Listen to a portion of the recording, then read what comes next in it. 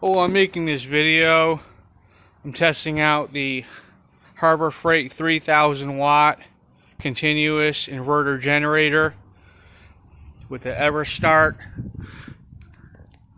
29 DC 860 MCA battery, deep cycle battery. I'm running 2 gauge wire with a 15 amp circular saw, and it starts at no problem.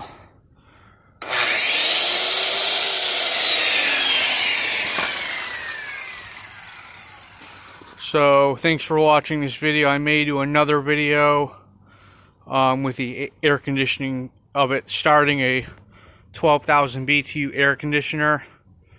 A lot of times those air conditioners, the surge watts will trip the inverter. But this is the inverter to get, not the 2,000 watt. The 2,000 watt inverter, it's not as advertised. It doesn't give you the 2,000 watts continuous or the 3,000 watt peak or whatever it is. Just go to the next level and get the 3,000 watt. Thanks for watching.